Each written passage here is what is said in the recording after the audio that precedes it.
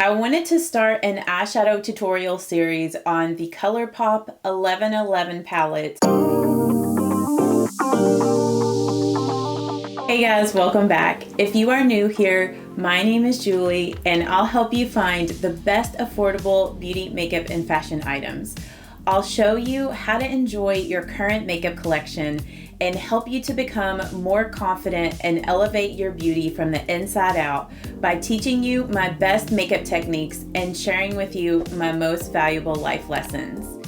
So if that resonates with you, you should subscribe and stick around. I bought this a month or so ago and I have really been enjoying it.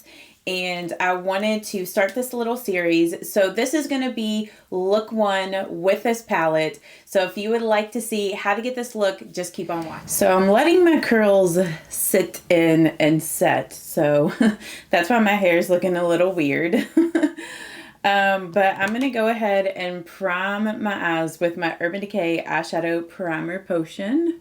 So just whatever primer that you have will work. You just want to use a primer so that the eyeshadows last all day and don't crease. And I also decided to do my foundation after the eyeshadow today. So in case there's any fallout, I can just clean it up. I'm going to go in with the shade Lucky Babe. And I'm just using my dual-ended Profusion brush, but any fluffy crease brush will work. And I'm just going in a couple of times and just building that shade up in the crease. To use little circular motions like this and then windshield wiper motions to help to blend that. Then I'm going to take some of the shade Protection on that same blending brush and I'm going to brush that at the very top of the crease because I want to warm this up a little bit because that first shade that I used in Lucky Babe is a bit cool toned. The only thing that I feel like this palette is really missing is a matte cream or matte white. I'm gonna grab this cream shade out of this Jason Wu palette that I have. Just any matte color that's like a little lighter than your actual skin tone will work for this. Next I'm gonna go in with the shade Right Path. I'm gonna first just pat that right here with my Sigma E25 blending brush.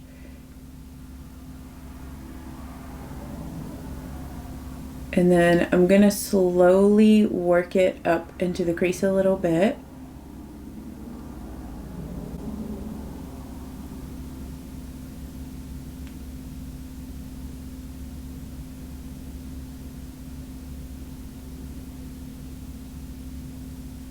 Just kind of pull it up this way and then over that way to create like a V shape, a really blended V shape.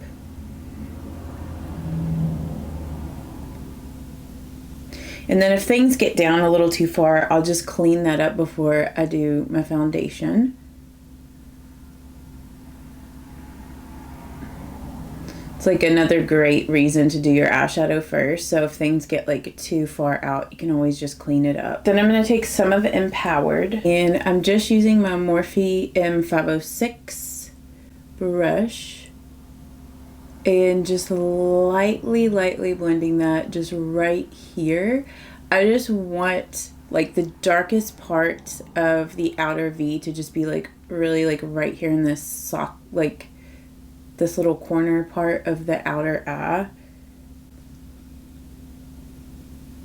And just lightly blend it in the same kind of area as I blended out Right Path, but not quite as blended out, a little bit more focused. Take it over into the crease a little bit. Okay, I'm going back with the original blending brush and just blending out the edge of those darker shades so it's a bit more blended. On the lid, I'm going to use the shade Balanced. It's like a nice rose gold. And you could apply this with your finger, but I'm going to apply it with a flat shader brush just because like with my nails, it makes it really hard to apply shadows like this and it be precise. But it's such a beautiful, sparkly, shimmery shade. It's more of like a lighter rose gold color, almost in between like rose gold and champagne.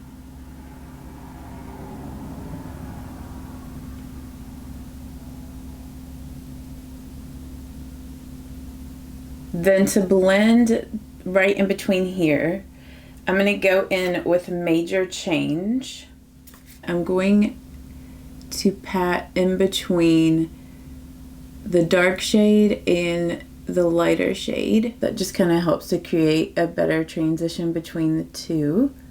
I'm just going to go back with Right Path. I took my hair down and now it's in the way. I'm just going to blend that here on the lower lash line. I'm going to grab some of Total Angel and I'm going to put that here in the inner corner.